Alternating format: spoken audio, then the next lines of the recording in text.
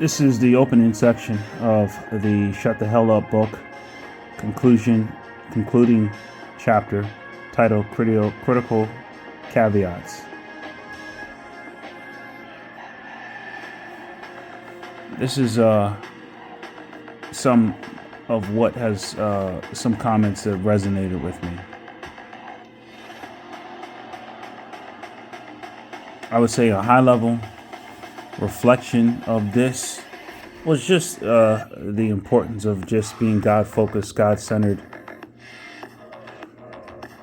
knowing grace initiates, faith responds. And that was just really important high level reflection of just focusing on God's will and what God is doing. What resonated with me was this following section. Lord, when doubts creep in and we're swayed by teachings that claim you no longer speak, be patient with us and train our hearts, our ears to hear your voice. When our wills drift from yours or we ignore the voice that carries the greatest weight, remind us of the truth that we've read, the truth that sets us free. When we're tempted to cross the lines we've drawn and return to familiar bondage, call us back to repentance and heal our wandering hearts. Teach us to live under the rule of your peace, and give us courage to shake the dust from our feet for good. Help us confront and stop the lies that have bound us far too long, and face our storms without fear, trusting you to redeem them for your glory. Lord, teach us to live under the rule of your peace, and give us the courage to shake the dust from our feet once and for all. Help us confront and stop the lies that have held us back for far too long, and empower us to face our storms without fear, trusting you to redeem them for your glory. We are ready to silence every hindrance and release the brakes we've used to maintain control. We are ready to leave deception behind and step into the freedom you've promised. But Lord, please don't let this process depend on our strength. Lead the way and sustain every part of our transformation. Direct our steps and bring your perfect will in us. We are willing, but we rely on you to work in us and accomplish what you desire. Philippians 2:13. Our confidence is not in the process or in the resolve to change. It is in you.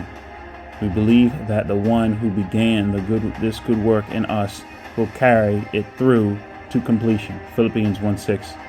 And so we end this chapter and begin these next steps with a prayer of deep surrender and full trust in you.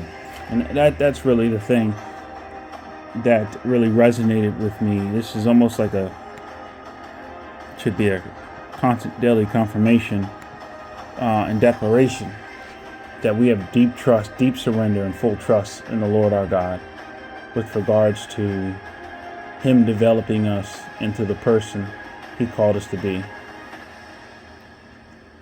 That every study that I do, every prayer that I pray, every time I'm submitting, it's a response to what He is fully capable of and what He plans to do. No matter how much study, how much work, it would pale in comparison to what He's able to do.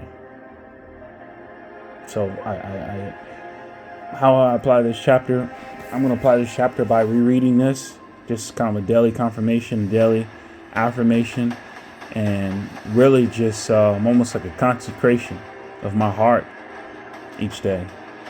Just prepping my heart to be malleable, to be conditioned, and to be molded in the way that the Lord wants as I go throughout the day and as He speaks to me. Was this chapter challenging? No, absolutely not. This chapter was very encouraging. It deepens in the paradigm shift and broadening the paradigm shift that is critical with regards to focusing on what God is doing, what God is capable of. And our part is just a smaller part in response to what His part is. In fact, The only way we have a part is because of his part. It begins and ends with him. It not only begins and ends, but even the center is with him.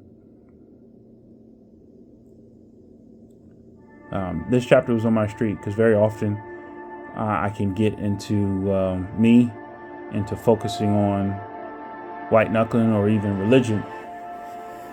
But this excerpt is